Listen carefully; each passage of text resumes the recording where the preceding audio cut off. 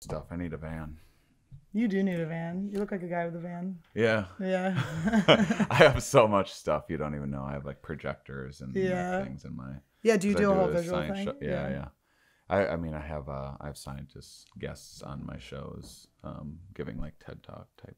In Colorado. Are we recording right now? Do I? We go into a casual. Yeah, we go into a casual. Well, I would have turned it on. No. Turn it off. This is Meanspiration. You want to turn it off. All right. Hi guys. What's up? How you doing, you little fuckers? This is Meanspiration. I'm here with Shane Mauss. He lives in the world, in the universe. Yeah. He's around. I'm around. I'm in like 3 to 4 cities a week. He's always around. Yeah. Or you can't find him. Yeah. But Shane, okay, so Shane, when did I meet you in Bridgetown? I feel like, no, we met in New York during some festival. We met in Brooklyn. We're festival people. Yeah, we met in Brooklyn, and I think we had the same rep or something at the time. William Morris, were you ever with? No. I was with, for management, I was with Brillstein. I was with Levity. I was with Principato Young. I was with Artists First. Mm-hmm. For agents, I was with UTA. And then whoever the fuck I'm with next, bitches, who wants me? Come get me, bitches. There's lots of agents watching. Come for me, please. That's what agents do now, is scour the internet, seeing like what's hot out there. It's always, every time I remember when I first got breaks and got representation, it was like I had no interest in doing social media, and it was like Facebook had just come out, Twitter had just come out, and they were like, Dane Cook is like, he's huge because of MySpace. You got to get on this Facebook thing and this Twitter thing. And I was like, all right, like I'll tweet jokes out just to like appease my representation so they'll get me work. And I'd be like, oh, that's great. Keep tweeting. And I'm like, you don't even get the jokes or anything. You're just saying that it's great. I thought the end of that was no idea what works. I thought the end of that was going to be, and they were completely right, and I should have listened to them. Oh, no. Well, social media is a weird, you do see people, you have to have, I think well, maybe I'm wrong, but I think you have to have a good product, right? You can't be building up this internet presence and then they come see you live and you suck. But sometimes maybe I'm wrong. What do you think, Anthony? What's up? Oh my fucking God. Not listening at all. Now here's the thing. Anthony. No. Anthony, this is what you don't know. He's producing. Anthony, no. What he doesn't know, where's the whip? He's working right now. No. Guess I shut the fuck up. No, wait. No. You're still supposed to He listen. doesn't know. I think, He doesn't know what happened. I'm monitoring. Anthony, was it 2 episodes ago or 3? I woke up 10 minutes ago. Dude. Was it 2 episodes or 3? You woke up 10 minutes ago? Which one? What do you think I'm about to tell him? 2 episodes ago. Anthony fucked up and didn't edit out my tits. And then my tits were online for it was more than 1 hour. It was 572 people saw it. How many hours was it? Wow. How many hours was it? 3? 4? That's... So the early risers, the biggest, I can see you being the biggest Insannies upset. Stalkers. Okay, the ones that are gonna murder me, the ones that are like getting up at 7 a.m. to watch the fucking episode. That's great marketing. You have a shitty producer who will sometimes forget to edit out your tits. I know. I'm like, my pussy's on this one. All the more reason for people to. I didn't forget. Okay. It was a 50-50 situation, just like your car accident. Wait, I don't know what. Now he's bringing up a car accident. He's bringing up a car accident. It was a 50-50 He's bringing up a car accident. It wasn't 50-50. I don't know what was 50-50 about my car accident. Like the liability. And somehow, all the other edits that I made in the podcast all moved over when I Cutted. Okay, guys. All right. I think we see where the problem is. I have the best cutter in the business. Anthony is. Now that's the thing. I didn't realize you were rich. He said cutted. Cutted. Okay, so guys, I'm sorry. I mean, that's what. Is this a tax write-off that my employee is special needs? We were talking about social media. I've been off social media for like 2 years. Yeah, you just got on Instagram. I just got on Instagram. Wait, but you know what's weird? I was on a weekend doing ayahuasca, and I hadn't talked to you in like months. Mm-hmm. And you friend requested, like I turned my phone back on, like I was still like, whoa, I was still like in it. And I turned my phone on and you had friend requested me. I was like, how did you know? Yeah, I'm a wizard. Stuff like that happens after my last ayahuasca experience. I had so many crazy messages come in that were just like, that It doesn't was even exactly. make sense. I was like, Shane, and it's of course you knew. Yeah. Shane is, if you don't know, Shane is like, what are you, the hallucinogen king of comedy? Sure. There's like, listen, there's the Latin kings of comedy. There's the black ones. I don't remember what they're called. There's the redneck ones, and then the hallucinogen king of comedy is right here, guys. It's never anything that I set out to do. I was putting together. I was a regular old comedian doing late night and stuff, and then I wanted to talk about things with more substance. And I started doing science stuff and putting together sciencey solo shows and figuring out how to market, like, come and laugh about how the brain works. And that's not the easiest thing to market always in every city. And I had this show about psychedelics that I was like tinkering with for years, and so I tried it out, and turns out people like hearing about psychedelics. They really do. And then next thing I know, I'm like the psychedelic guy. I didn't mean for that to ever happen. You seem more on Earth than last time I saw you. You were floating away a little bit when I saw you at Bridgetown, but you might have been drinking. Was that like 2 years ago or something? I was getting pretty deep in there. I've kind of taken a break from psychedelics. I made a documentary called Psychonautics, a comics exploration of psychedelics. In the course of shooting that, I was doing more psychedelics than normal to kind of find where the edge was. Found the edge, ended up in a psych ward. And, you did? Yeah, because took a little break. I wanted to draw a picture of you where I was like grabbing your pant legs and like pulling you down, like, Shane's day. Come back down, Shane. yeah. You can get a little out there over time. Integration is important. To be in both worlds. I mean, I know they're happening simultaneously, but it's like to have a glitch in the matrix that lasts that long is sometimes for weeks into months. Yeah. Sounds fun. Yeah. I was tripping for about. I was doing a bunch. I wasn't integrating, and then I just had an experience that I just didn't come down from. What was the last one? Well, it was ayahuasca really got the ball rolling. I had been doing tons of mushrooms, like 3 or 4 times a week leading up to that for months. How many were you doing at a time? Quite a bit. I like big doses. So anywhere from like 4 to 10 grams. Ooh, fun. So that's, I mean, if you're doing it 3 to 4 times a week, you have like a bit of a tolerance for it. So you need to do a little more. But where were you doing? Ayahuasca you were just going out? Triggered like crazy things that happen. and that triggered my like manic episode, and I stopped sleeping for about a week, and after that week I did mushrooms again, even though I knew I was like really teetering on insanity. And then that's what broke me. That's what broke the noggin. It took a while to come back. And it was interesting. It was are you doing anything now? Experience. I fuck around with ketamine quite a bit. Good. On a bit of ketamine's the easiest psychedelic that there is, and I do in the psychedelic. They often prefer. Well, the jury's out on what we call them. Psychedelic is the most popular name. Sometimes people are like, "Oh, we don't say hallucinogen because."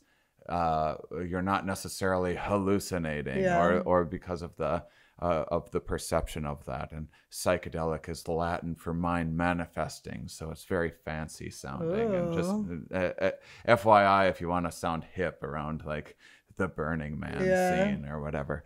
And which one do they like? So psychedelic, more ethanogen. And I don't know. I can't spell any of them. I have to spell check both of them. Yeah, ayahuasca I've learned to spell. Yeah, because I've said it enough. You. I've talked about it enough. And so yeah, I had I've started fucking around with ketamine over the last several months because that's not really known for triggering manic episodes. It's actually like a really good treatment for. People with bipolar can't get good depression treatment because things can trigger manic episodes, and that's a thing that seems like it's been pretty safe. Are you bipolar? That's what they tell me. Yeah. Whatever. But did they think that before your manic episode? I mean, I always kind of thought that. I never got officially diagnosed, but I always thought that I was. Yeah. So they there's some highs and lows, some peaks and valleys. They think that I was bipolar 2, and then that big that that time of doing psychedelics and going overboard was what triggered me into bipolar 1. Yeah. And that's when things got like, there was some psychosis mixing in there, and schizophrenia, lots of talk about time travel. And I talked about time travel so much. My girlfriend at the time, who was trying to be a deer about it, she was a social worker. Yes, so she's I met at her. least I met her. used to dealing with crazy people. Yeah. And, you know, there was like a lot of like no time travel talk rules that were implemented. And then there's like paranoia about like, why am I not supposed to talk about time travel? Yeah. This is Meanspiration. I'm here with Shane Mauss. He lives in...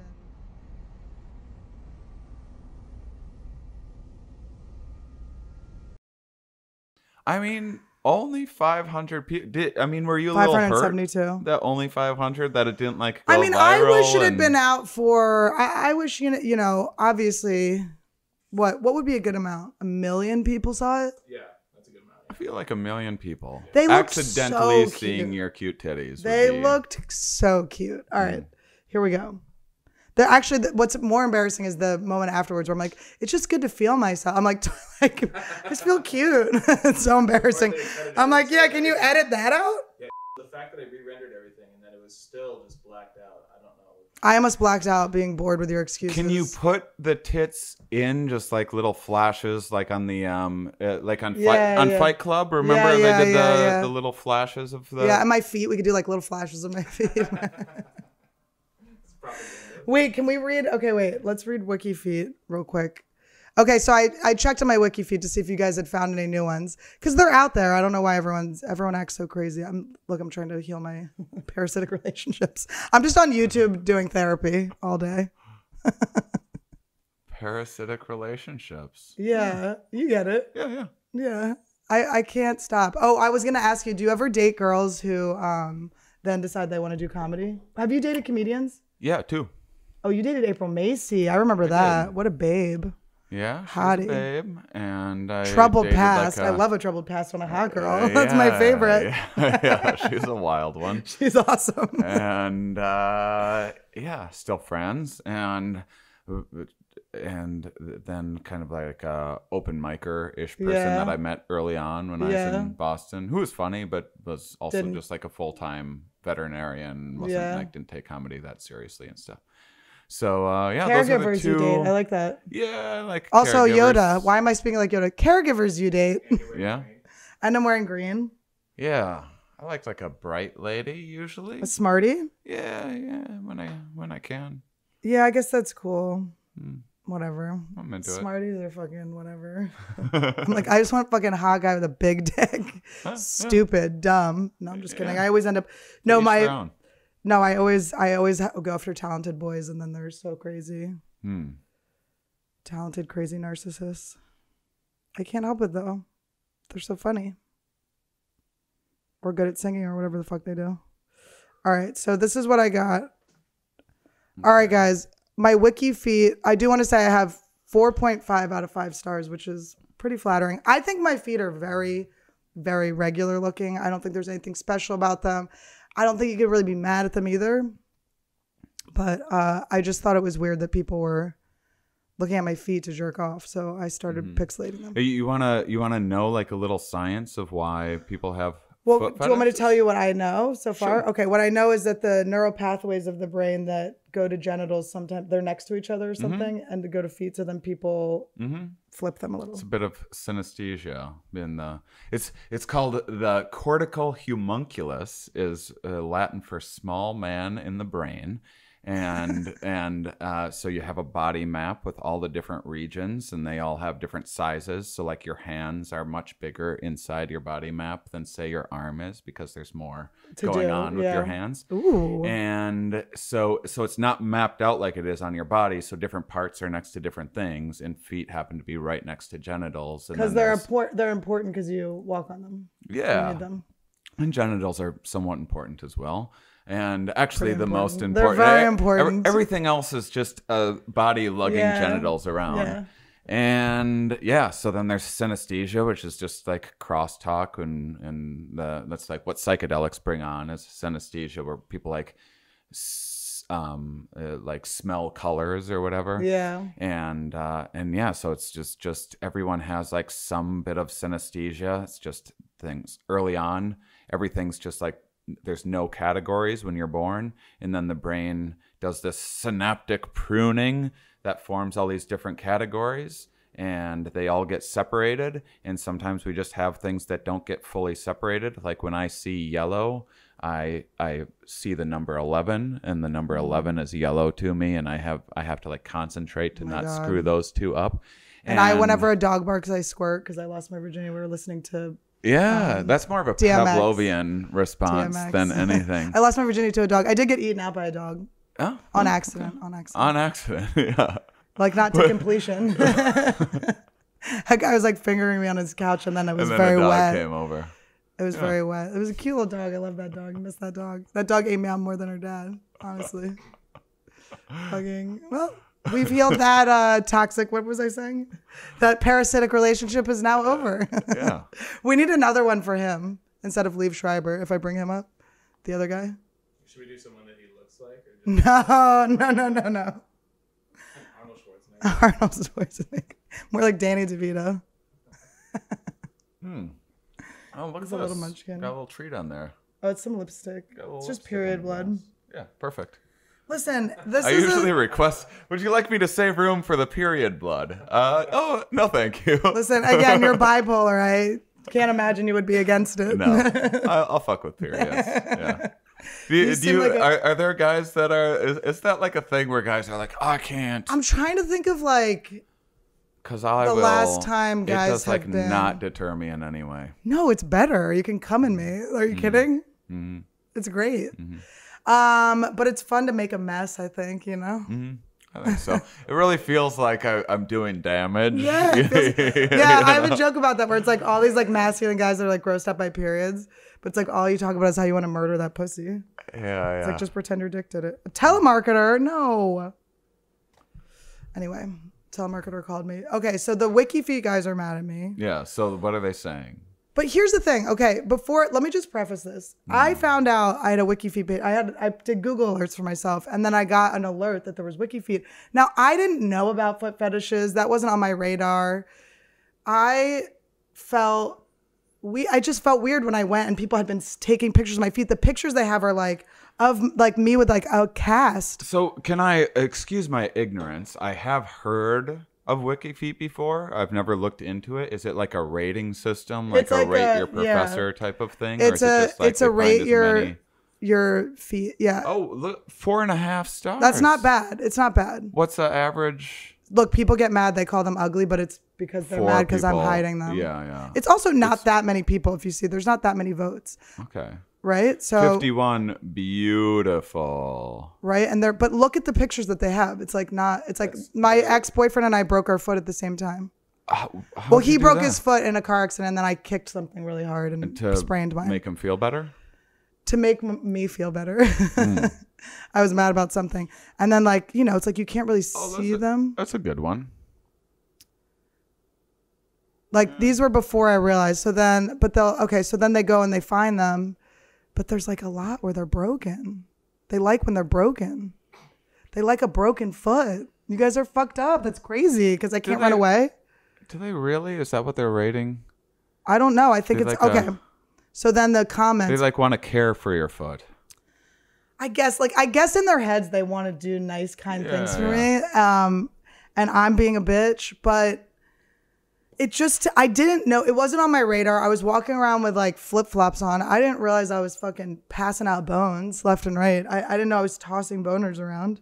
So I pixelate them so they can't have them because they want them so bad. But they're getting really mad at me. Where are the comments?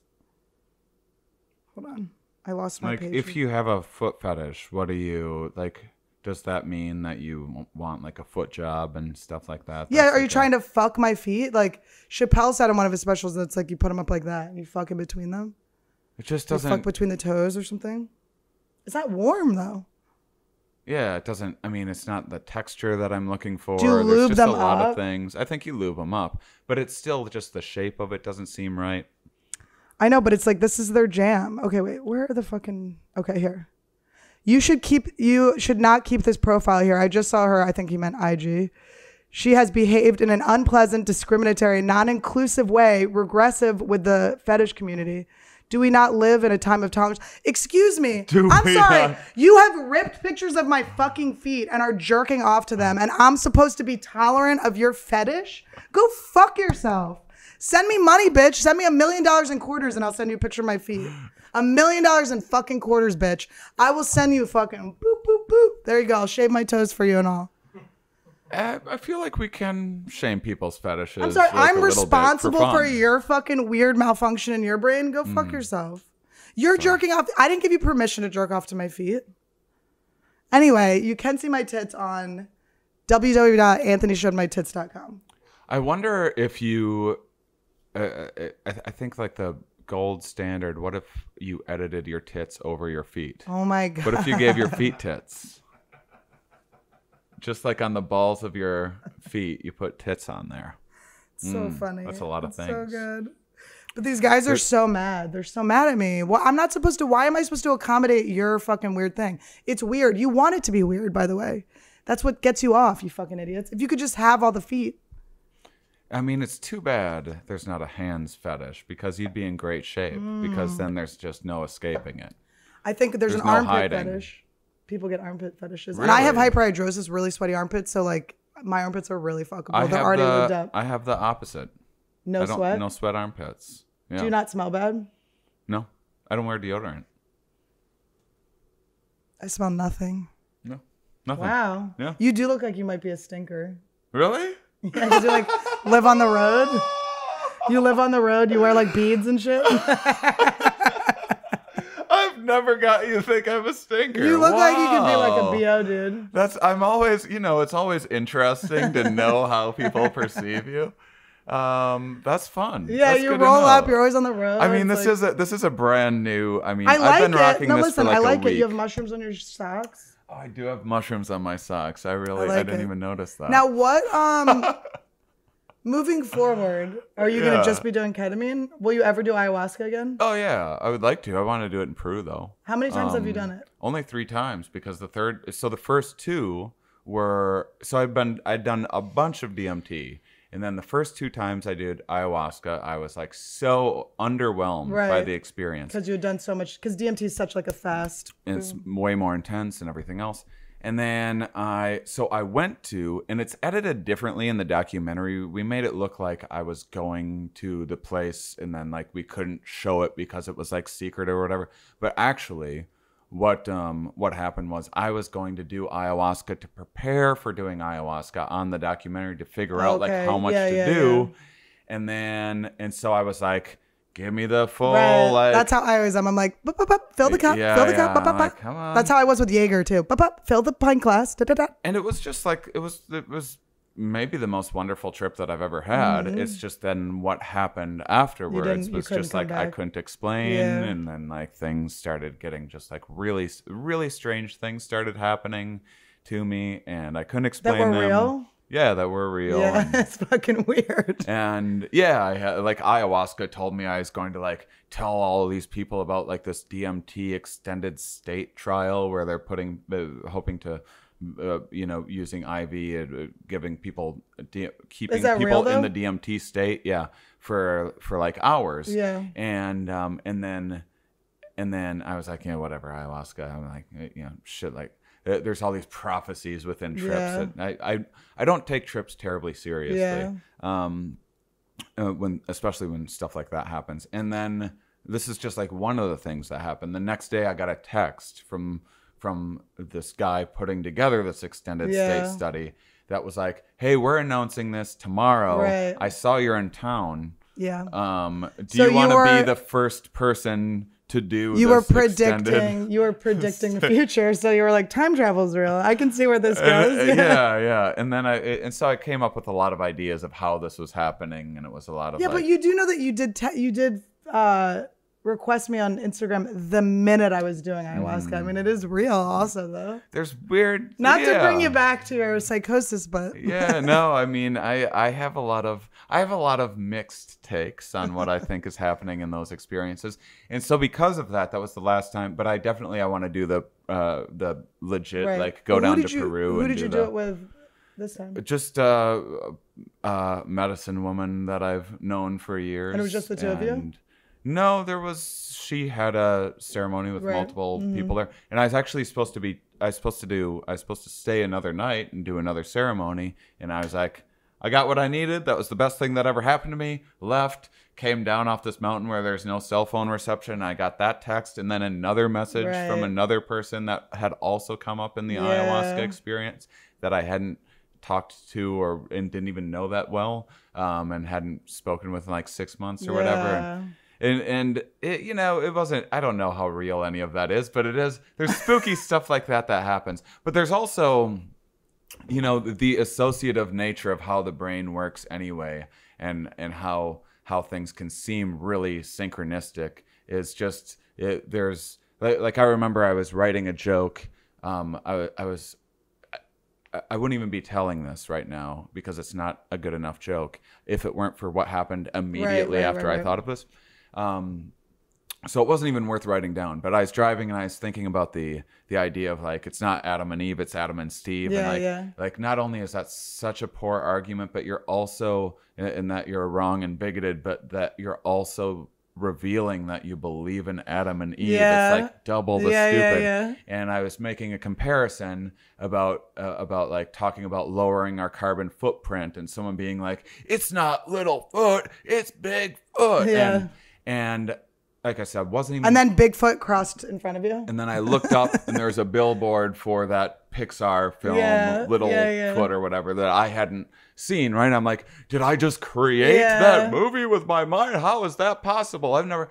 And the truth of it is I'd been driving around LA, probably saw that sign subconsciously many times, and it was just influencing my ideas. That I was sometimes you just come up with a fucking idea and it's right there. Yeah. Sometimes it just happens. Sometimes it just happens. And sometimes open micers steal your fucking joke, bitch. You remember who you are. Bitch, you remember who the fuck you are. This one girl, like when Amy Schumer was getting in all this trouble for stealing bits, like the New York Times was, or someone was doing some article, and this girl goes, she DMs me and she goes, hey, do you remember that time we had the same bit? Can we talk about it on this article? And I went, I remember the time when you heard me do a bit several times, do it on television, actually do it too many times. I'd been doing it for years. It's an embarrassing amount of time I did that same joke. And then you started doing it and people told me you were doing it at open mics. Yeah. And then you were rude to me when I brought it up to you. And she went, oh, fair enough. I was like, we're not going to do a thing where you say that you had the same joke as me, bitch. Yeah, I don't have to worry as much about that as I used to, because it'll be weird if someone's like, here's the funny thing about neuroscience. Yeah. Well, I've carved out a very specific niche for myself. I don't care about like that stuff. When those things happen, it's like, I try to talk more about like my very specific life. So it's not that for that reason, but if I have a joke other people are doing, like, ew. Yeah, if someone's like, bye joke. Right. It was just so funny because I was like, you obviously have seen me do that joke. It was just like funny. And then it was like, so then you're going to be attached to me. I'm like a way bigger name than you. So then you'll be in this article like, we are parallel thought. Like it was just like you like seem to be be gaining a lot. Big break. Yeah, like I'm gonna be your credit or something. Get the fuck out of here. My big break was when I got publicity for stealing someone's joke. Well, I've had like younger comics try to like come at me like on social media and stuff, and I'm like, what are you literally trying to attach yourself to me in some way? It's like, no. I'm nice. You can be cool.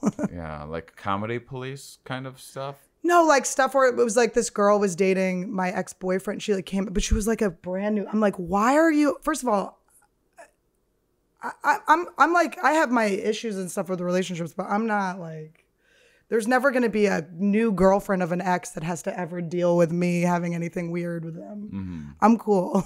Like, but it was just an interesting, we actually, I talked to her about it. I ran into her at the mall and she apologized, but it was just like a whole thing where I was like, what? You're coming at the wrong person. But I sometimes think that like with ex's new partners and stuff, if they're coming at you, it's like there's some people that really need their significant other to seem like a higher status than they are. So they need another person to want them still. So then they project this whole thing like you're trying to like claim this person you dumped. It's like, I dumped this person, you can have them. They're for you. Or like my ex-boyfriend and his wife invited me to their wedding, and then she was kind of like rude to me at the wedding, and I'm like, did you just need me here to like have someone to feel like someone wanted your head. Like, I don't know. It was like a weird vibe where I'm like, why am I here? What is this for? What role am I playing for you? But anyway, sidetracked. I did the first time I did DMT, I DM'd you right afterwards. I DMT'd you. And you were like, you wrote me and you were like, oh, maybe this is like, maybe you got what you needed from this and never need to do it again, which is hilarious. Think about it, how many times I've done it since that. I did it like the next day and it didn't work. I was like chasing it really hard and didn't take enough. And but it was funny that you said that. Yeah, I mean, people, because I do shows about psychedelics and I'm pretty involved in the psychedelic community, people think that I'd be like a pusher and being like, everyone do as many psychedelics as possible, and that's not what I mean. I think that psychedelics can be really therapeutic. They've been therapeutic for me. I usually use them more to just explore my mind, and I consider myself a bit of an adventurer and kind of an adrenaline junkie. And so DMT is like something that really fits me really well, because it's just like, it's so intense. Huge. It's and huge. I know lots of people that, I mean, just aren't cut out for an experience. What do you think about intense. What do you think about the DMT pens? No, I think they're great. I haven't tried breaking through on one. I don't think yet, you can. But DMT is tricky because there's such a timing issue. It's not even just like smoking enough, because sometimes like you can just keep hitting it theoretically, but there's some weird window that you need to catch to like blast through just the right like portal in time or something. And don't bring up time, Shane. We're nervous. That's a trigger word. Tricky. I think what I've never tried, because I tried so many different methods of. Part of the reason why I've smoked so much DMT was just because early on I was trying to refine my methods and figure out how I could like get more in with less hits and everything else. One thing that I've thought of, since again I haven't had a DMT breakthrough experience. I microdose DMT quite a bit, which I highly recommend. That's what the pen does for everybody. I feel like for me, when I do like microdoses of DMT, or I do just like a little bit of the vape pen, it gets me like that. I get that uncomfortable feeling, and I don't get as much of. I mean, it reminds me of past trips. Like, it'll remind me of some of the messages I downloaded in past trips, but it doesn't give me any new information really. Well, I guess one time when I first moved in here, my apartment has like a huge window, and there's a lot of light coming in, and it faces. It's like Melrose Place. There's a pool in the middle, and it faces some dude that sells weed. Still, I'm like, how are you still selling weed? What's your fucking life? What's going on? But I have no curtains. So I was sitting there and I was thinking like, and I was sleeping on the couch because I didn't have a bed yet. So I was just like completely exposed to these people. And I was thinking about how my entire life is like a TV show and this is like a screen, and how I kind of like that. And that one of the things that I like about my life, I feel really lucky about, is that I feel at home wherever I go. Like I feel like I belong wherever I go. Very rarely do I not feel like I'm supposed to be somewhere. So that is a lesson that I got from smoking the pen, but it wasn't like a breakthrough or anything like that. And I also have been twitching a lot. I get these twitches, and it keeps me from breaking through, because I'm like, I don't know. I'm preoccupied. It seems so I had these pens, and someone wanted to have a breakthrough experience on DMT, and so I was they had never done it before, and they weren't used to smoking things, and I was like, I'm not kidding around. You have to like hit this thing as hard as you possibly can. And I didn't think like one hit would do that much. And so I was like, I'll show you. And then I have massive lungs. And so I took this enormous hit, and then I was just thinking it was going to be like a microdose. Yeah. And then I was like, I need to sit down for 10 minutes. Yeah. And I was in like what some people would call like the waiting room area. And so that's, to get there off of one hit leads me to believe that it's perfectly feasible to do a break, but you need you need the batteries with like different temperature settings and stuff. But I think what I would do is I would get changa. If I was like, here's the best way to break through, I'd get the leaf form of DMT, and I would do it in a gravity bong. Ooh. And then just one hit. That's what I want to try. Oh my God. I'm still working up the courage to do another breakthrough DMT experience. I know once I do, they'll be like, hey, Shane, how's it going? I'm like, have you had one where they've been like, you're not supposed to be here? Yeah, drunk. Ooh. I wouldn't, although I know people that have had good experiences drinking and doing DMT, but I definitely don't recommend it for my experiences. Yeah, the first time I had a breakthrough. It was New Year's Eve. I gave DMT to some people. We all had a bunch of breakthroughs. It was great. And then we had to go and do shows. And then we had a bunch of alcohol. And then afterwards, because the way the vape was, I couldn't see if there's anything in there or not. And I was like, I wonder if there's anything left in this. So I'll just do a microdose. And I hit it and vape was coming out, but I wasn't feeling anything. Yeah. Hindsight, it was because of the alcohol. Yeah. I was like, huh. And then I'm like, it must be something else that I'm like vaping right now, and it must be not DMT. Yeah. And so I just kept on hitting it, and then I was like, well, I give up on this, and I went to put it down, and I was just completely frozen, and I couldn't even like close my eyes or anything. And then it was like I was moving everyone in the room, like every little movement. It was like I knew exactly how they were going to move. It was not in a fun way. It was like kind of horrifying. And then I finally got my eyes closed. How many people did you make suck your dick? Like 100. Only 100. I made them line up and just eat me out. It was fucking great. And I finally got my mindfolds on, my eye mask on, and I had them play a song that I had gotten ready. Did you actually ask them, or did? Yeah, I had it ready ahead of time before that. And so it was just like once I leaned back, played as a drunk, like random thing, this was very planned out. Yeah, I mean, you got to plan out your DMT experience. But what happened was it was just like really mad at me.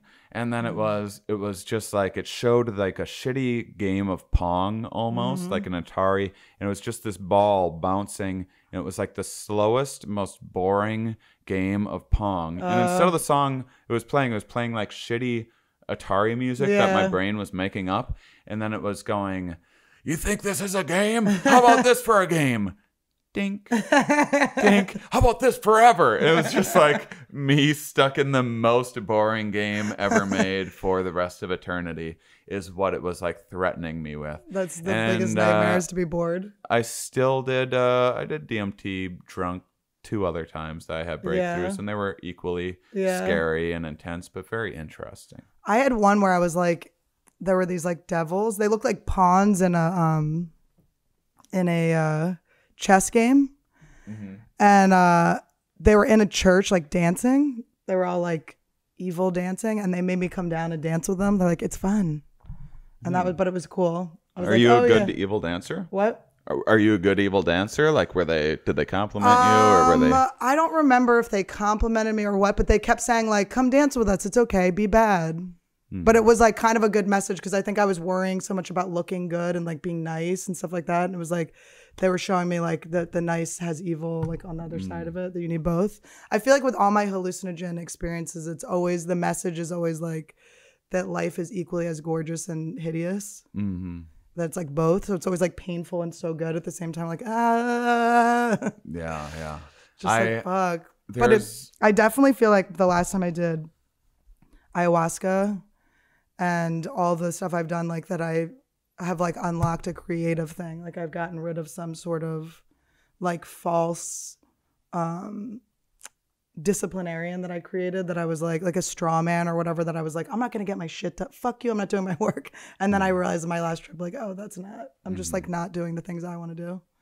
So I've been more creative. I guess I would assume it's the hallucinogens have helped. Yeah. I mean, I think ayahuasca seems to have more long-lasting benefits for people, whereas DMT, just smoking DMT, is more just like, what the fuck was that? And I blasted off into like space. One time I did it, I like forgot that I was doing DMT, and I was like, where am I? Like I was just flipping through the most beautiful place on earth, just like couldn't believe it, and just was just like, how did I get here? And then I realized what it was. And then usually what happens is I come out and I go, I was dating my ex-boyfriend at the time, and I would come out and be like, it would always make me think that I want to have a kid. Every time I do hallucinogens, like, you're supposed to have a kid. I'm like, that ruins my whole life. But I would come out and I'd be like, fuck, I'm supposed to be a mom. And then he would start yelling at me. And I'm like, I would never have a kid with you. You're crazy. But it would always be like a weird, every time I did DMT was with him. And one time was with my friends, and it was much more pleasant with my friends, because he would always like project whatever message I got, he would take as some weird personal thing that had literally nothing to do with him. So that is a lesson. Do it in better That was company. when I had my episode. like toward the end of it, when my girlfriend was like at her wit's end, I was like getting messages like that, and finally, and I've been like so anti-marriage, anti-kids, like through my entire life. But when I went crazy, there was this period of time when I saw like the DNA moving apart and our role in the universe, all these things, and I was like, we need to elope and have a baby. And she is like, you're fucking crazy. Yeah. And we're taking you to the hospital. Yeah. That's so when funny. When a comic decides to have a baby, there's a mental breakdown. It's like, but our job's so fun. Yeah. I'm just like, how does this work? But every time it says that. But the last ayahuasca trip, it wasn't like you have to.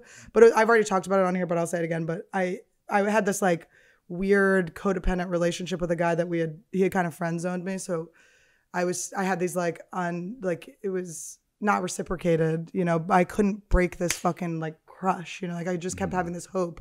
So when I went into my last ayahuasca trip, I was like, I have to like kill this hope somehow, or I have to like investigate this. And I went down this branch. My life was a tree. And I went down this branch with him.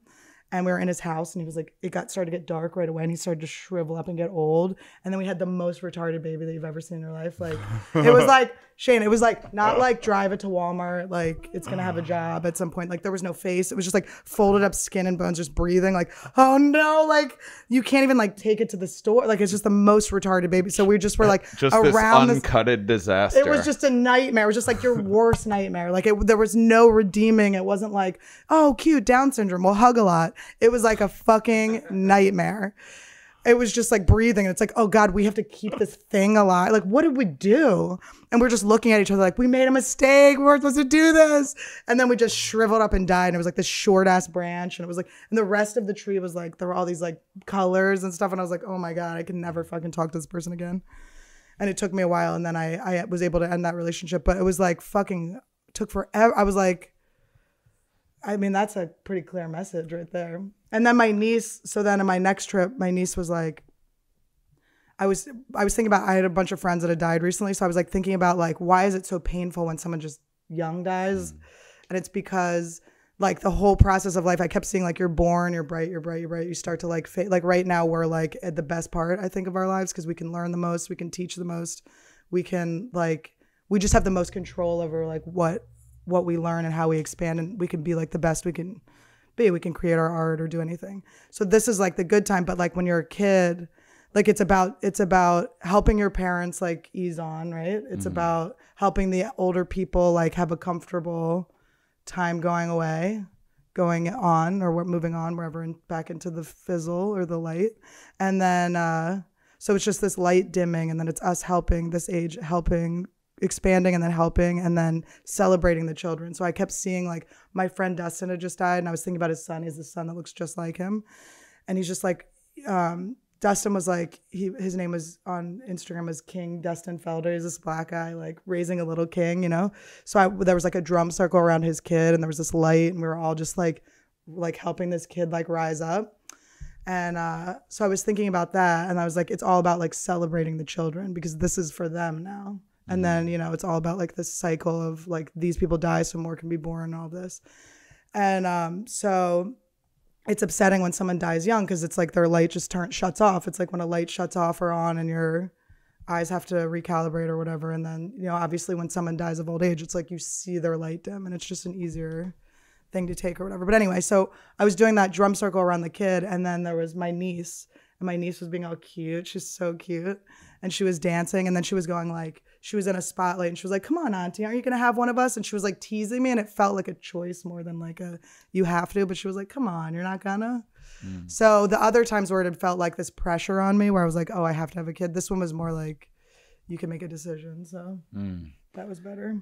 Yeah, I mean, I it is, the brain works through so many metaphors anyway, and then you get into that space, and it's always so dramatized, and she was she was like, come on. I'm like, what are you, seducing me, bitch? Like, yeah. But she was cute. She was like, you're not gonna have one of me. I was like, oh God, why wouldn't I? You're so cute. Yeah. I think there's enough kids out there. Yeah. I don't know. I think it's I when I try to like really like place what the fucking biological clock shit is, it's like, is it just like is it because I'm 36, so it's like shit's drying up, and right now I'm getting so much like attention, like I'm getting like people are so into me right now. It's because I've been doing a joke about it on stage where I'm like, you guys like you want to fuck me right now, like it's true, but it's because my eggs are like this is like the like closeout sale, yeah, like, last chance, fucking. So it's like this weird peaking where I'm like, oh, I'm trying to like enjoy it and then but also be prepared for it to go away. Just like attention, because I was like, I got hit on when I was like a kid, you know what I mean? We started young, guys. Thank you so much for all this attention, babysitters and grown-ups. Thank you so much. Diddled.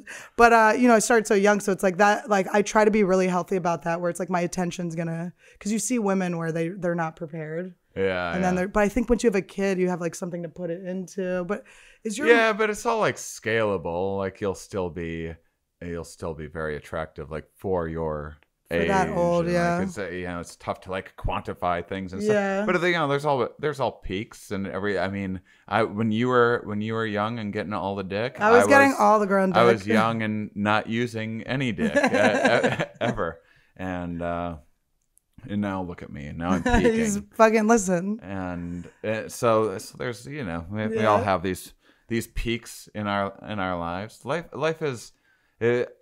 When you're talking about the yin and the yang of the beauty and the darkness behind, I was just actually I was hanging out with a bunch of ketamine artists doing ketamine and having them explain their work and painting things, just like a couple nights ago, and I was just like, this is too amazing, and then I couldn't think that and also think like, and it's going to come to an end, and all of this is, and not enough people get to experience this, and most people will go their whole lives without ever having like a sliver of this, and like I couldn't just have that beautiful moment without it's some sort of like control or something. But I get that message downloaded a lot in hallucinogens where it's like, okay, so I did DMT once, and I was in that like, what's that like? That cube that doesn't exist. Do you know what I'm talking about? There's like a cube that's like there's like extra sides to it that I couldn't even explain. Oh yeah. There's I was in some like cube thing, and it was like all colorful, and I could feel like that woman. I don't know who she is. Is that the same as Mother Ayahuasca? It's always coming from this. It's always from here. Is she purple? I don't see her ever. I just feel her. But yeah, I never see her. I'm always like having conversations with people. But in this, I was like in this thing. I could just feel her. And she kept breaking my neck. Like I kept thinking about like, oh, I want my friend Abby to come here. Like I want Abby to see this. And she would go, and then I would be in another like side of the cube, and she'd be like, it's you. And then I'd be like, my mom, I want my mom to see this. Like, it's you. And she just kept breaking my neck and like switching me and like, it's you, it's you, it's you. And it's like, I think it's like all about like my codependency or my whatever, like needing to like think of other people before myself, or like I need to share this. And then in ayahuasca, the first time I did ayahuasca, I was like, why am I always spinning over guys? And it's the same sort of thing where I'm like, oh, this is good, this is gonna end. Oh, this is good, this is gonna end. Oh God, when does this end? Oh, this is so fun. Like I like this guy. Oh my God, this is gonna fucking end. This is gonna be over. Oh shit, when does that happen? So then it's like no enjoying of the moment ever. And I was like, what is that? And so Mother Ayahuasca came to me and was like, she was like, oh, it's your dad. And I was like, oh, dad. Like, of course. And it felt like I was like all these doors, and they just all opened, and it was like completely able to receive and go out, because it was, my dad's always been old, and I've always been worried about him dying. He's an older dad, heart problems. He's totally healthy and fine now. He's 78. He's obviously going to die. But it's like that sort of thinking about it all the time, and always, I used to check to see if he was breathing when he was taking naps. I'd be screaming, Dad. If he didn't answer, I'd like run up the stairs my whole life. So it's like this not being in the present moment, not enjoying things, always worrying about this inevitable thing that's gonna happen. So then I killed him in my trip. So I had like killed my dad. I was crying, and then it was his whole, like at one point his hand was in my hand, and it was in my body. It was like, oh, my dad's not gonna leave. It's like a fucking, because he's me, so he's in my DNA, so I'll have him always. My relatives sometimes kill me. Oh, that's fun. Like put me out of my misery or something. Like, well, and especially just in dreams in general. Like I'll be like running from the cops or something like that, and then they're just about to catch me, and then my uncle will be like, "Hey, never go to prison. We don't want you to get raped. yeah. We want to save your butthole." So he would shoot you, and then do you feel like you're dying? That's usually when I wake up. But I've had I've had DMT experiences where something like that will happen, where there's just like a knock on a door, and I open it, and they're like, "Hey," and then they just stab me in the Are forehead. you grateful? No, those are weird You're ones. mad, I'm yeah. just like, I'm not mad, I'm not anything. I'm just like, huh, just stabbed me in the head, and here I'm still alive, I guess. From my experience, I just feel like it kind of doesn't matter how you die too. Like if that happened, you'd still get like this sweet, good feeling, right? Yeah, I think You'd be so. like, that's a bummer. Ooh, that feels good. Yeah, Oh, now I'm just this light. Cool. believe I almost died one time, and I saw like a very DMT-ish Yeah. space. I actually thought I was on DMT. Yeah. Realized, and then I was like, wait a second, I didn't smoke DMT, and it like helped me snap out of it. What do you think about the theory that we're currently on our deathbed running through our lives? Yeah, I think about that sometimes. I mean, fun. there's a million different. Well, things happen and it's always okay. Like the fact that it's always okay, like even the worst things that aren't okay are okay. I'm always like, this has to be pre-written or something. Do you know Ramin Nazer? I don't know He's anything. a fantastic stand-up comedian and comic book artist and everything. And he's amazing to follow on Instagram. He has these funny little wisdom thing, like he makes a new drawing each day, and just like simple, funny little bits of like, just very wise but funny. And he has a great coloring book called After You Die, and it's every possibility of that's everyone's great. That's idea cool. of, and yeah, I mean, I've explored all of them. I was raised in a Catholic household and was like very angsty about that through my upbringing, and so Did you cry when you jerked off? Did you feel guilt? Oh no, I didn't buy into it. Like I questioned it from like the age of 5. Yeah. Like, it just like never took hold. By the time I was 10, I was like, this is definitely not a thing. And then I was like angry that all these people believed in this thing. And so I tend to, and then I was like a very angry atheist early on and everything else. And so I seem to stubbornly, even I have like very intense psychedelic experiences, and I have all these, interesting ideas that happen during them and open up to new possibilities. And then the longer it goes, like past the psychedelic experience, the more I get to be like, oh, that was just in my head. And I come up with like sciencey ideas to explain it. And I'm like, yeah, there's nothing after death. And but I don't think that, I still think that having had, like I had an OD that I like nearly died from. And I think that your brain just kind of searches through all of these different perceptions in your mind. And so you get to, and time works differently. I mean, the 1 second is like nothing to us, but if your hand's on a burner, 1 second is way too long. And so your internal operations are just operating on a very different time scale. And so I think that there is, like, as you're dying, you spend like what is out here a couple seconds, but is in there in eternity. And my experience of what I think was me almost dying was really quite pleasant. Yeah. So, did you fizzle out into a light?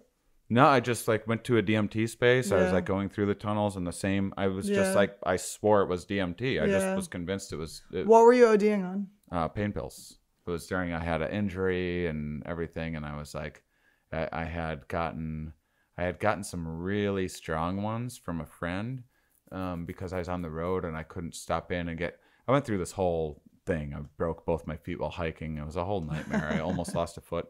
And I almost lost a nipple in a drunk driving scooter accident. Really? Yeah. High five. Oh, wow. We've lived fun lives. And yeah, I just got a little, I was taking some that were like 10 times stronger than what the doctor was giving me. And you're not a good micro, you're more of a macro. Yeah, more of a macro. So I had one that was just like amazing. And then I wasn't drinking at the time, but I was like, I'm gonna have a little bit to drink. And I had a little to drink, and I'm like, I'm gonna pop another one. And so now I had like 20 times what you're supposed to, and then like that was great. And I was Did you call someone? Pop one more. No. And then I was home. I was in my parents' basement. Oh no, poor at parents. the time, and I was like, if I call an ambulance, then they're gonna have to deal with this. Yeah. And I was like, I think I can work through this. I was like, I'm ODing. I'm having trouble breathing. Right. It was like pleasant, but I knew what was going on. Right, yeah. It was like, it still felt, I was like, Yeah. oh, this is Yeah, why this people isn't good, die. Because yeah. it's just like, oh, Yeah, you want to I'm just gonna lean drift into it. off. Yeah. And I was like, I just got to stay up and keep moving. Yeah.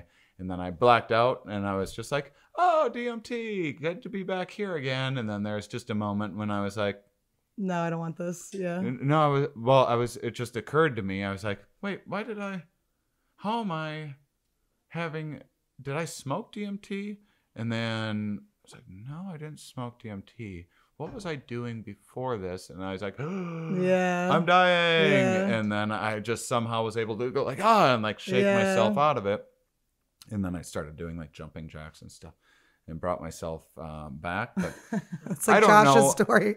I don't know how... Do you know Josh Adam Myers? Uh-huh. He was on this podcast the other day, and he was ODing at a rave, and some guy came up to him and gave him a I'm sorry, my cup is dirty. Gave him a glow stick and was like, "You're gonna dance this off," and he danced off his OD. It's so funny. Yeah. You just gotta keep that blood moving. But it's good to like have, I feel like, to have, because you would have, if you had never done DMT, you would have just died, probably. Yeah, I guess so. Yeah. I mean, I guess those things are hard to know. It's tough to know. I kind of feel like everything's happening at once, and time is a thing that we constructed to like enjoy it a little bit, or to like learn lessons and stuff. I do feel like everything's like, how, because I look at it, it's because, you know, like I had this like fucked up childhood. I got molested, all these like things, but I'm like, it all made me come here. That's good. So I'm like, it just feels like it all like got pressed down at once. It often feels like I'm always like in the middle of like a pop-up storybook. Yeah. And the past and the present are kind of happening all at the same time. I mean, there's no way to prove that like we've only been existing for 5 minutes and all of our past is just a conscious story that you're making up to explain this situation. I mean, the brain's exceptionally powerful, and consciousness is a very tricky and fickle bit of business and can create all sorts of stories. I mean, I've seen on mushroom trips, I've seen like all of the history of time and everything going all the way back. And it was like, I've never seen anything more clearly until I started learning more about evolution and seeing the actual like life history. And then I was like, oh, that vision wasn't accurate. Yeah, that wasn't correct. Yeah.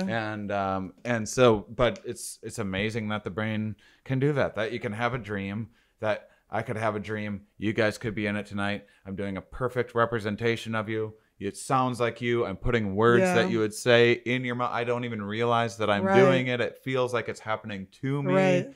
And then it can flash and be in a completely other scene with all different people that I don't even recognize or know. And like, how is it creating these strangers perfectly? I mean, the brain's just incredibly powerful. When you think too about like memories, and you talk, because I have a twin brother, so we have like so many joint experiences, but it's like if we remember things completely different, that's crazy. It's like they're just, you cannot like rely on your memory either, and that's because your memory gets mixed up with all this other shit. And then the psychedelic experience is like, people are like, oh, this is exactly what happened during the psychedelic experience. And I was like, well, you know, I already know how unreliable, we've proven how unreliable eyewitness testimony is. Like, how reliable can third eyewitness testimony actually be? And I've had times when I've had, you know, because sometimes I'm having like almost the exact same experience on a DMT. Like DMT, I have like 5 similar experiences that rotate in, and then just like a mixed bag of other ones that I've never seen repeated. But I'll have 5 that will happen somewhat regularly. And from having that, I'll realize that like when seeing it for the 3rd or 4th time, I'd be like, oh, some of these things I realize now happened this first time around and I misremembered them, or I blacked out a section of it. And so, do you like write your trips down? Yeah, I try to. Sometimes I don't, and then I'm like, fuck, because I'm always like, I won't forget this. And then I'm like, Yeah, and it's like, you know, you remember some stuff. But I had, in one of my ayahuasca trips, How many times have you done ayahuasca now? I've done it. I drank like 4 times, but two times a weekend. And then we do San Pedro. We did it first at one, and then at the end at the second weekend, which was good because I was dealing with so much guilt in my last trip. Like, I was like, I just saw so many things that were from other people's point of views. And I was like, oh, I was just feeling so bad. And then so I needed like the cactus to kind of just be very bright and light. Yes, I don't have a lot of experience with San Pedro, but it seems very chill. Yeah, it was just like easy. very pretty and it just reminded me to just like, it really felt like it just filled like those little dark pockets with light. So I have so many guilt issues. I don't even know what. It's like the things that I'm guilty about are so silly. Like Yeah. I've never done anything. Like I don't have any big skeletons in my closet. I've everything that like a normal person might be embarrassed, I've already shared on stage. Exactly. And I mean that's our Yeah. living. That's a gold mine, those things. But I just feel like I think it's a lot of, most of it is related to like, I'm not productive enough. Right. I'm not doing enough. Yeah. I'm being too irresponsible. And I get a lot of, it's why I can barely smoke weed anymore. Yeah, weed makes me doubt everything it makes me fucking really panic and not and feel like remorse for things like I haven't gotten done, or I don't know why. It's like a regret drug for me. I have I mean, most of the time it's not the case. 4 out of 5 times that I smoke weed, it's fine. Two times it's enjoyable, 2 times it's fine enough. And then 1 time, it's just this horrifying to-do list, just like running through my head of all the shit that I should be doing. Right. I'm like, but I'm high right now. I can't do this. Why are you lecturing me now? And that's like, that 1 out of 5 chance is just so not worth it for me, because it's just so unpleasant when it does happen that it cancels out the pleasant experiences that I do have. It's not, I go so hard with weed that it's like, I'm always like, I'll start smoking weed again. And I'll be like, oh, I'm just taking a couple of hits or whatever. And then it's like the next night I'm like, roll another blunt. Let's go. Like fucking shotgun it in my mouth. Let's fucking do a gravity bong. You said gravity bong. You saw my eyes open. Yeah. It was like gravity bongs. I miss them. But it's just like I had a 3-foot bong. I was like, I like to go to excess. I'm always like, it's always like, I'm just dabbling. And then it's like, let's get the highest I've ever fucking been. And then why I hate that is because even if I don't smoke before I go on stage, if I've smoked the night before, my brain is just not, I rapid fire. Like that's how I am. And when I'm not doing that, it sucks. Like I like to be like, pa, pa, pa, pa, pa.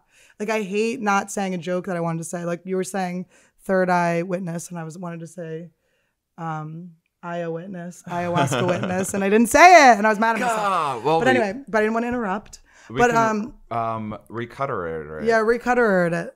This motherfucker. I love Anthony. He's a fucking bad boy though. He's a bad boy.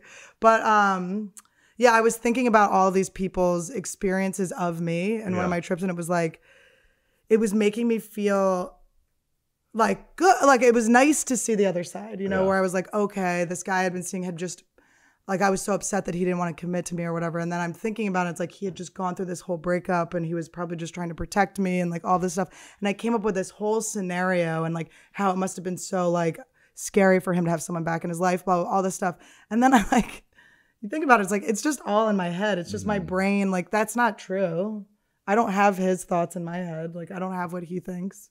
But I guess it was just my brain giving me other scenarios. So that's good. But it's, you don't want, I have to be very careful to not like go like, oh, that's the truth. I learned like the truth about what someone else thinks because I'll never know that. Is that a thing? Did I say something? Yeah. Did I just talk? Yeah, you okay. said things. Did I talk? Yeah. I've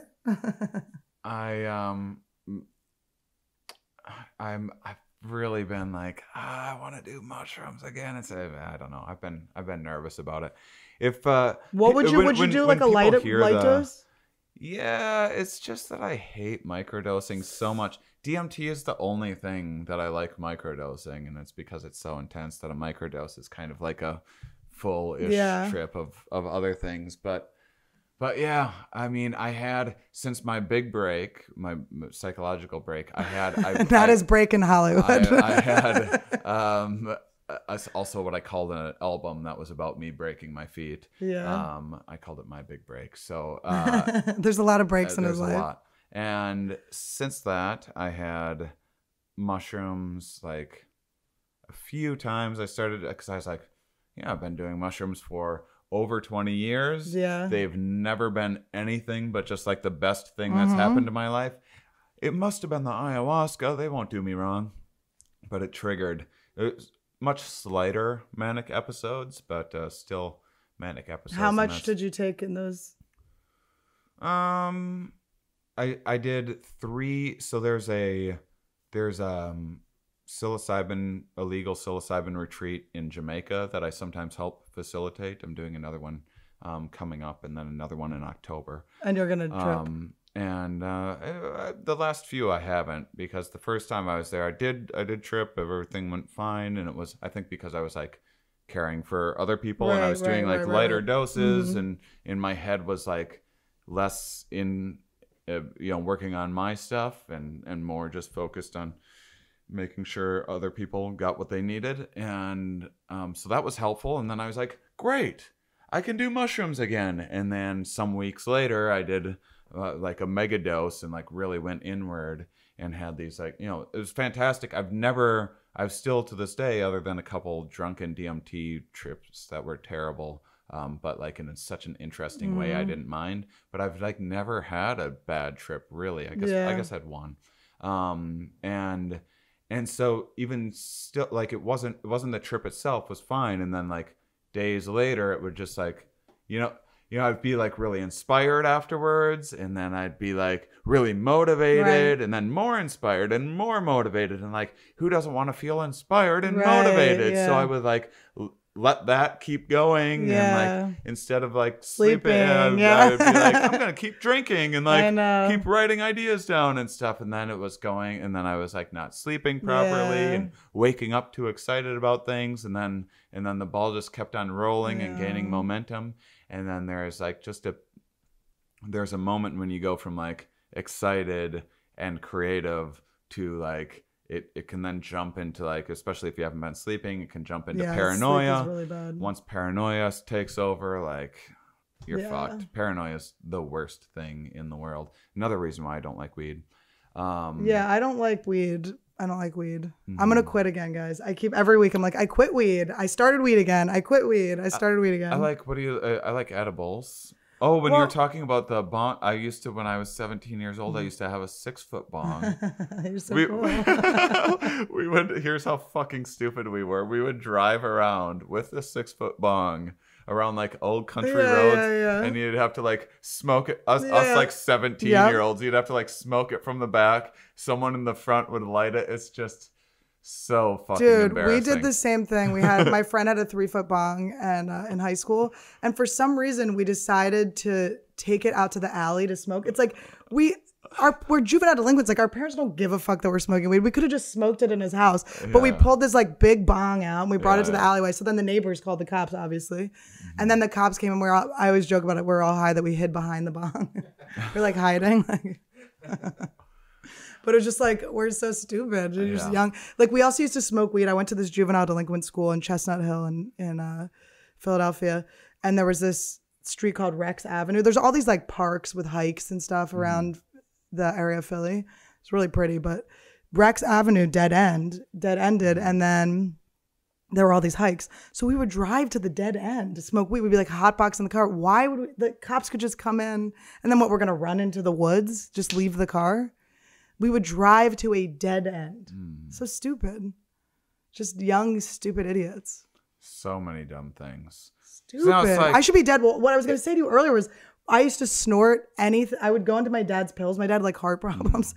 I would just take his pills, and if they said like don't drink on them, I would drink on them, and I would snort them. And I would have these like, I could be dead so easy. I had no clue what they were. The internet wasn't a thing then, so it wasn't like I could Google it. It really like...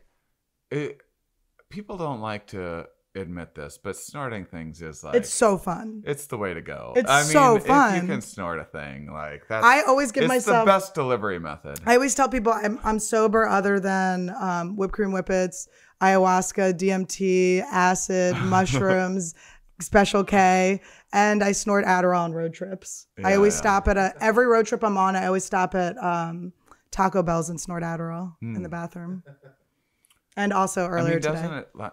So if you snort it, No, it doesn't do anything different. Never snorted Adderall. It So does nothing it, different. But doesn't Adderall last for like 10 hours? Yeah, there's no reason to snort it. Yeah. No, there's no reason. Why not snort it ahead of time so you don't have to be in the Taco Bell bathroom? You just because I like the whole vibe of it. The reason I would ever snort something is because I miss like growing up as a juvenile delinquent was like. I always joke about how it's like the people I looked up to are all like dead or in prison. Like the people you look up to are terrible people. Like you're like, ooh, this guy's so cool. Oh my God, what did you do? But like, so there's this thing like this identifying thing from my childhood that's like I'm bad, but it's like cool how bad I am. Like, ooh, we're so cool. Like leather jackets and like motorcycles and stuff. That type of vibe. So when I snort something, it's like that. I'm like, ooh, I'm being bad, and that's how I feel like I get with weed. I'm like, ooh, I'm being bad. But it's like, it's literally just keeping me from getting my shit done. It's not helping me anyway. And the snorting of the Adderall is just to like remember the memories of like being a fucking fuck up. I had a friend recently who was like, he had never done a psychedelic before. And I gave him DMT and ketamine in the same night. So he had like a real adventure. But me and this other dude that was crashing with him for a couple nights were like, no, you got like snorting stuff. It's just the propaganda on the film. It's actually like the best delivery method. It's fantastic. You blast it into your face. And you don't need to like cough and it's just so fast acting and you don't need to worry about like. And then he snorted DMT accidentally. No, and then like we were like really selling it, and then finally he's like, "All right, I'll snort," and then he snorts. And he's like, "Oh my God!" We're like, "Oh yeah, the first time it like hurts a lot. Did we not tell you about that?" But then you're numbed out, and it doesn't. You feel nothing. Ketamine, I haven't gone into like K-holes or anything since I was in high school, but I was using it for. Got a K-hole. Well, I'll K-hole with you. Yeah. But I was using it because I was having like such PTSD like a couple of years ago. I just was having crazy flare-ups of like sexual assault, like just like twitching, and I just was like really in it.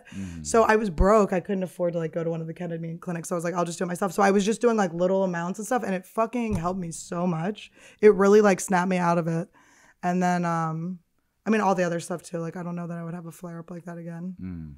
I think I have a better perspective. But I was like in my head, I was like, I'm being good about this. But I never did a K-hole or anything. Yeah, people are like, watch out for the K-hole. I know, it kind of sounds good. And now that I'm like a little more familiar with ketamine, I'm like, no, I would like 2 K-holes, please. Give me the K-hole. Like, what are you doing? And that's, I was in a social situation recently and like watching people paint and stuff. Yeah. And that was like a nice social setting to have a smaller amount. But otherwise, like, come on. Like, you got to get to the K-hole. It's where all the action's at. I want to get into the action. Yeah. It's so fun though. It's a good drug. I brought this guy back here. It's the easiest one. If I had every psychedelic on me and someone had never done a psychedelic and they're like nervous and everything, I'd be like, ketamine's the easiest. Yeah. It's like it's only 45 minutes to an hour. Yeah. I mean, you're a little like drunk feeling afterwards. Yeah. You definitely don't want to like drive within like an hour afterwards or whatever, but that's still a short amount of time. Yeah. And you're sober afterwards. Yeah. And because it has that like the kind of tranquilizing, it's not horse tranquilizers. That's like just propaganda to make it sound bad.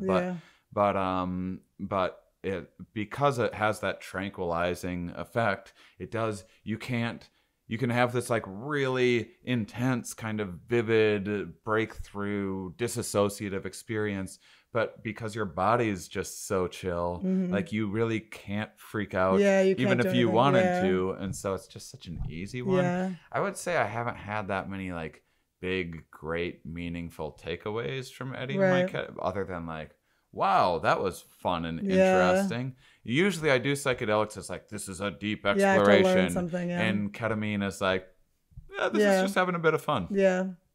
It definitely... I do MDMA as well. And MDA, have you ever done MDA? No. The second M is the amphetamine aspect. So without that, it's less speedy and more psychedelic. If you're snorting Adderall, then you like speed, but I hate speed. But I don't always like it. But I'm fun. I'm open. But I feel like with with MDMA, I did, it's Molly, right? Uh-huh. I did, the last 2 times I did Molly were with my ex-boyfriend, and I don't know what the fuck it was. It was so upsetting. It was such an upsetting, uncomfortable experience. I was like, everything ached and was heavy. I felt like I had the flu. And then I was like,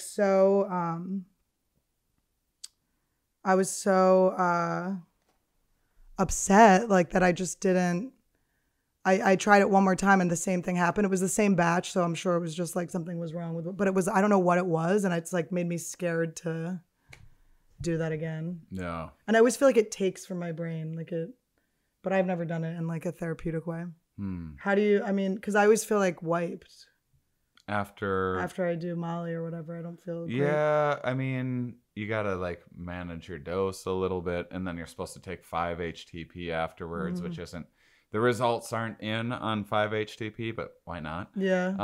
And so yeah, do your research. But but it's unpredictable, and feeling wiped afterwards is like, you're gonna want to be ready for that. But I don't like to feel wiped. Yeah. I try that's to do the great things thing like about that most don't make me feel psychedelics, and some people don't consider MDMA a psychedelic, right, which for good reason, I think, but other people do. And the great thing about every other psychedelic is there's no hangover, and you're just great the next day, other than like maybe a hair like, what the hell was it? Is this real or is I that definitely real? drove home from an ayahuasca weekend from San Diego, and it was very dangerous. I was like, ooh, but I think I had taken it that morning too. I was so fucked up. I was like, everything was so beautiful. I was like crying on the phone with my dad, like looking at the mountains, and I was like, wait, I'm facing the mountains. Turn back, bitch, turn back. Jesus, take the wheel. Fuck, I'm about to fucking die. Yeah, you're not supposed to do that. No, it was not safe. It was unsafe. It was very unsafe. I've taken some risks. Yeah, this is fun about life. I have a little bit of an adrenaline drink. Have you ever gone skydiving? Yeah, and it's not that good, right? I know. It was I'm like, I waited for this. It was so boring. It was so boring. I was like, come on. I did it once, and like, I kind of, maybe if I could go through the training to but do it by yourself, right? Maybe the by fucking myself. Person. You're not gonna die. I'm like, there's no way I'm gonna die. Yeah, I had actually the only part of it was like, they didn't tell me that there's like the pilot chute or whatever goes out first, and so jumped out, and I was just like, yeah, okay. And I'm like, I'm not gonna pull the cord. Oh wow, I'm spinning around. Yeah. Ooh, okay. but then the pilot chute came out, and it like slowed us down a little bit, but like not enough. Yeah. And I was like, there's a part of me that was like, oh, something must have went wrong. And then I looked down, and and I saw like the roof of this house. I was like, I bet we're going to bust through the roof of this house. Some dude's like, just like in his living room watching TV. And that's when I was like, oh, okay, all right, that did it. I had a similar experience. I was caving this summer, and I was spelunking for those at home. Someone that was like, it was a friend of a friend, and so normally they would like ease someone up to whatever, but they're like, how intense do you want? Like when we go to pick the cave, and I was like, Spinal Tap 11, give me the big one. Yeah. Like, I'm here, let's do it. And there was a section that we had to, so you have to, the wall is on your stomach and your back. It's called the spider walk or whatever. And you have to like squeeze through the wall. And he didn't tell me how long it was. And I had to like, so I was like, oh, it's probably around like a couple turns. It was about 2 miles. Oh my God. I am having a heart attack. It took like almost 3 hours of walking sideways in such a tight space that you couldn't even like turn your head barely in many sections.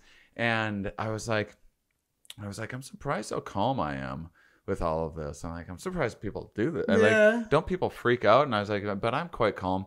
And then there was a section where I got stuck. Oh no. And I was like, uh-oh. And then I just zoomed out, and I saw a picture of myself just like crushed between 2 rocks, and like, this is where I die. And then like the walls started breathing a little bit, and I was like, oh, okay, good. I got a little something. Yeah. So if I'm not going to die, why am I here? If there's not a 50-50 shot, I always say with like skydiving, because I went with a friend and they'd gone before and they were like, it's so amazing. And I'd been saving skydiving because I was like, yes, I can't wait to have this like almost death experience. I fucking live for that shit.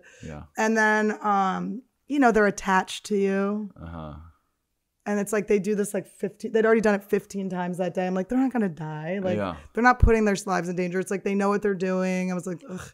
And then like, I didn't get to step off. You know what I mean? It was like, they were like, well, did I get to step off? No, they stepped off for me. My foot slipped. That was the best part. My foot slipped when I was stepping out to the like little ledge. And I was like, yes. That moment was good. But then the whole time, and then I wanted to get a picture like this. So then I was just like, tap me when it's time. So then I was just thinking about that. And then I was like down. I was like, oh, I had like really mean camel. They were like, it was hoisted up into my crotch. That kind of hurt. It just wasn't that fun. And then, so I was saying next time I go, I want to go to a place that has like 1 star on Yelp. And I want them to have 2 parachutes and be like, 1 works. Pick. I would be into that. Like a Russian roulette.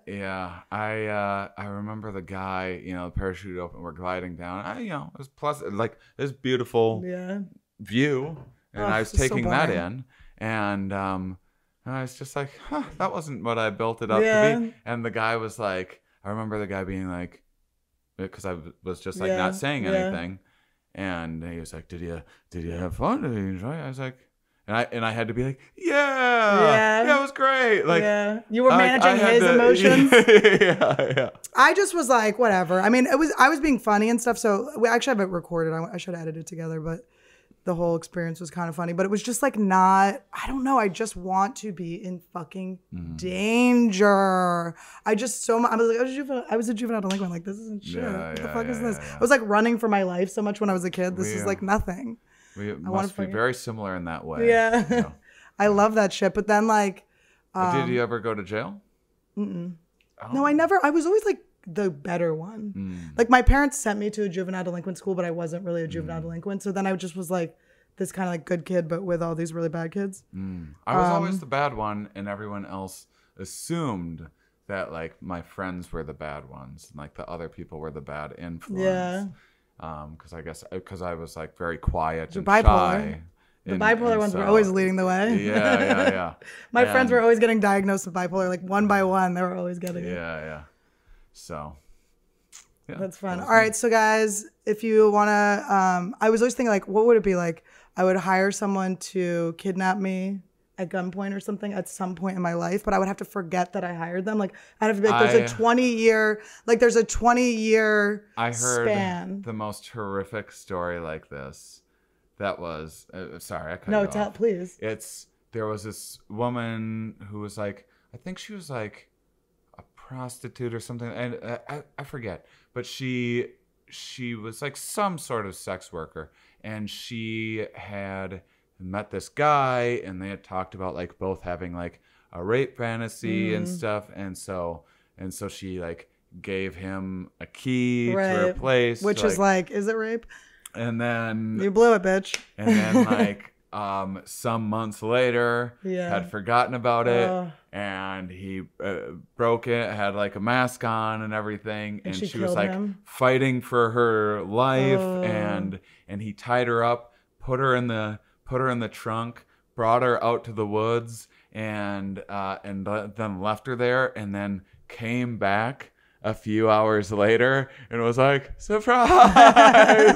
And I guess she just like orgasmed, right? Yeah, I was gonna say, I thought this was a bad story. Perfect. It was what she wanted. Wow. It was. Yeah, but there is this element like you need to forget about it, and then it's like I'm trying to work on being like a healthier person, so I'm like, all right, maybe I shouldn't be like chasing these, like, because it is like, I used to have like a joke about it, but I had this boyfriend who was so like, I always date these like passive. I always date guys without fathers, so they're just like not. I'm sorry, they don't have like they didn't have a male role model, so they're just a little bit, you know. And not that all of you are. Sorry, you're gonna get mad at me, but passive men, and so I'm always like there's things I need from you, but I can't ask for them because if I ask for them, I like ruins the whole fucking thing. But yeah, maybe I'll just work on being a healthier person. Yeah. I do like being alive. Like, I don't want to be dead. Like, I enjoy every moment of my life. But I'm that's very happy the stuff to be that here. Makes you feel alive. Yeah, though. yeah, It's like, yeah. I was with Mike Kaplan was joining me Love on Mike my Kaplan. stand-up science tour for a run of it. It's half comedy, half science. We're Nerds and traveling around. words. Nerds with and words. Yeah, that's good. That's how Mike Kaplan's the king of the nerd words. Puns, yeah. Word nerd. And I got this. It was like one of our last nights, so I like splurged and got I'm a big hot tub guy, so I was like, oh, there's out in Asheville and out in the kind of wilderness a little bit, and he was upstairs like talking with his girlfriend. I was just chilling in the hot tub by myself, and it was one of the Airbnbs where like the people are attached. It's a whole separate thing, like almost like a duplex-ish kind of situation. And so I see this like silhouette coming, and I'm like, oh sweet, the neighbors have a dog, I get to pet a dog. And then it's like, I'm like, huh, what kind of breed is that? And I'm like, geez, that's a big dog. And it's like walking away, and I'm going through the list of species. I'm like, what could that possibly be? It was just Mike Kaplan. And finally I was like, oh, that's a bear. That is actually a bear walking towards me. And then I like took a chance, and I was like, is this the play dead one or the scare it off one? So I was like, let's scare it. And I was like, hey. And like lights came on, and it ran off. And then I called Mike from down, and I was like, hey, can you come out and look out on the porch? Like, it was over it. I wouldn't have asked him to come out but I was like, can you be a snack that distracts this bear from me? Can you just like, if this bear happens to come back, because I can't see, can you just like, make a bunch of noise or throw a piece of wood at it or something? And I got out, and then after that, I had been like pretty depressed for like a couple weeks. It was having fun shows and everything. I just get that way sometimes. And I was like, bipolar. Yeah. and then I was like, God, that's the best I've felt in so long. And because you persevered too. You were faced with a death situation. I don't want to get eaten by a bear, but I want to get close to being eaten by a bear. I chased a bear. I did acid, and there was a bear loose, and my friends live in these hills in Burbank, and we ate acid. I saw a bear. Okay, the bear was loose, and everyone was talking about the bear. My friend's husband, I was staying with him. My friend's husband, as opposed to like it was a loose bear running in the neight, and everyone was like, Jesus Christ. All bears are loose, aren't they? But it was like there had been, I don't know if there had been a fire. There had been a fire. Was it the fire had happened yet? It was like a cub that had got separated from it. Okay. So everyone was like trying to find this bear because it was like going into people's, like people were like, there was animal control, whatever, going up and down, and so I went to go to yoga, and I was driving down the hill, and the bear crossed, and I made eye contact with the bear. So I called my friend. I'm like, dude, find your husband. I just found the bear. And she goes, oh, I just took acid. And I was like, well, I guess I got to do acid too. I just made eye contact with the bear. So I went back up, and we did acid, and there was like helicopters looking for the bear the whole time. Just crazy. She has a hot tub, and like we were in the hot tub. It was just the craziest experience. All my analogies were bear related. Like I came out of the trip being like, oh my God, I'm a pot of honey. I didn't realize that. I thought it was a pile of shit. I'm a pot of honey. Oh my God, I'm a pot of honey. Everything was bear related. That was a good one because I still feel like a pot of honey. But then her husband took acid, and then we went looking for the bear. And so we're like going on this crazy hike. I have this picture I'll show you where I'm so sweaty. I'm on so much acid, just sweating, shiny, like in this mountain. Like, where's the fucking bear?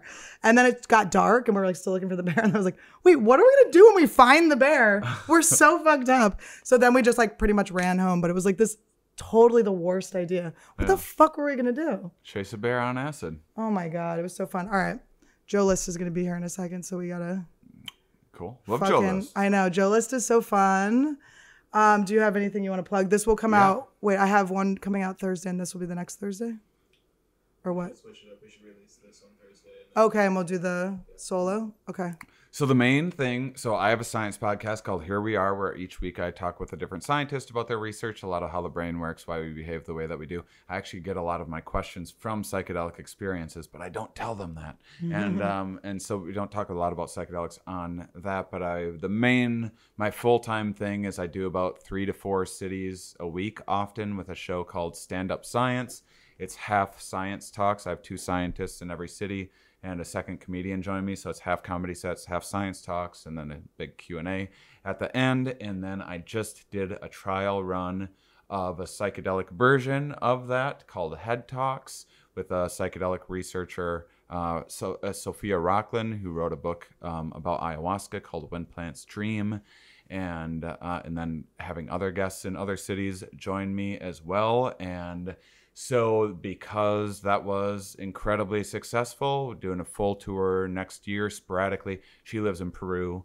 But she's the perfect guest for the show, so I'm trying to fit it around her schedule a bit. So we're doing a big run around kind of the middle of the country in February, and then in May, and then in September. And so you can go to ShaneMauss, MAUSS.com. Sorry for the lengthy plug. I liked it. I like the lengthy plug. Did you ever go to Santa Fe? No, I haven't done a show there. Let's do a show in Santa Fe soon, if you're available. We'll road trip. Okay. We'll road trip and we'll go to hot springs and stuff. That'd be terrific. We'll find hot springs because I lived in Santa Fe for 7 years and I want to get there. Well, that'd be great. All right, let's do that. All right, bye guys.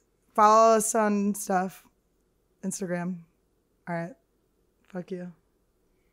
Do you have psychedelic material? Not really. I could probably.